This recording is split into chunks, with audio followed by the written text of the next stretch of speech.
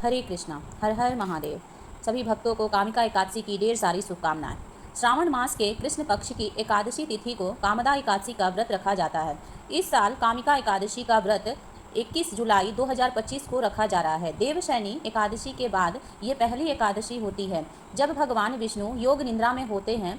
इस दिन भगवान विष्णु की विधिवत पूजा करने के साथ माँ लक्ष्मी की पूजा की जाती है। इसके साथ ही व्रत रखने का विधान है। मान्यता है कि इस दिन विष्णु जी की पूजा करने से शुभ फलों की प्राप्ति होती है। इसके साथ ही सुख समृद्धि धन संपदा की प्राप्ति के साथ मोक्ष की प्राप्ति होती है। कुंती पुत्र धर्मराज युधिष्ठिर ने श्री कृष्ण से कहा कि आपने देवशयनी एकादशी और चातुर्मास के महत्व के बारे में बता दिया। अब कृपया कर श्रावण मास के कृष्ण पक्ष में पड़ने वाली एकादशी के बारे में बताइए। श्री कृष्ण ने कहा कि हे युधिष्ठिर, इस एकादशी की कथा एक समय स्वयं ब्रह्मा जी देवर्षि नारद से कह चुके हैं, अतः मैं भी तुमसे वही कहता हूँ। नारद जी ने ब्रह्मा जी से श्रावण मास के कृष्ण पक्ष की एकादशी की कथा सुनने की इच्छा जताई। उस एकादशी का नाम विधि और महात्म्य जानना चाहा। ब्रह्मा ने कहा, हे नारद, श्रावण मास की कृष्ण एकादशी का नाम कामिका एकादशी है। इस एकादशी व्रत को सुनने मात्र से वाजपेय यज्ञ का फल मिलता है। इस तिथि पर शंख चक्र एवं गदाधारी विष्णु जी का पूजन होता है। उनकी पूजा करने से जो फल मिलता है वो सुनो। गंगा, काशी, नौमी शारण्य और पुष्कर में स्नान करने से जो फल मिलता है वह फल विष्णु भगवान के पूजन से मिलता है। सूर्य व चंद्र ग्रहण के समय कुरुक्षेत्र और काशी में स्नान करने से, भूमि दान करने से, सिंह राशि के बृहस्पति में आने के समय, गोदावरी और गंडकी नदी के स्नान से भी जो फल प्राप्त नहीं होता वह प्रभु भक्ति और पूजन से प्राप्त होता है। पाप से भयभीत मनुष्यों को कामिका एकादशी का व्रत अवश्य करना चाहिए।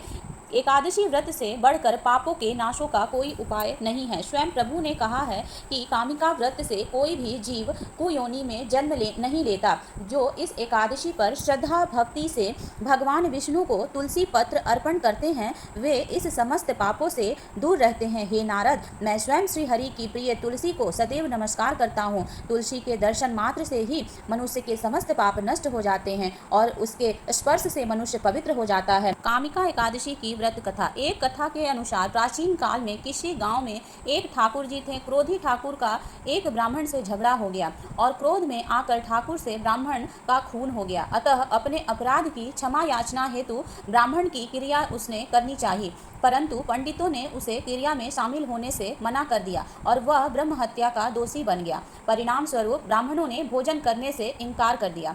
तब उन्होंने एक मुनि से निवेदन किया कि हे भगवान, मेरा पाप कैसे दूर हो सकता है। इस पर मुनि ने उसे कामिका एकादशी व्रत करने को कहा। ठाकुर ने वैसा ही किया जैसे मुनि ने उसे करने को कहा था। जब रात्रि में भगवान की मूर्ति के पास वह शयन कर रहा था तभी उसे स्वप्न में प्रभु दर्शन देते हैं और उसके पापों को दूर करके उसे क्षमा दान देते हैं।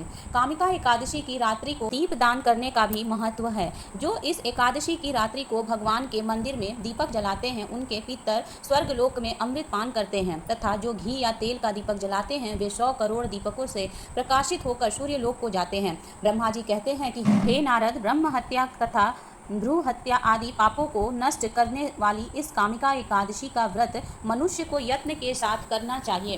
कामिका एकादशी के व्रत का महात्म्य श्रद्धा से सुनने और पढ़ने वाला मनुष्य सभी पापों से युक्त होकर विष्णु लोक को जाता है। प्रेम से बोलो वृंदावन बिहारी लाल की जय। हर हर महादेव।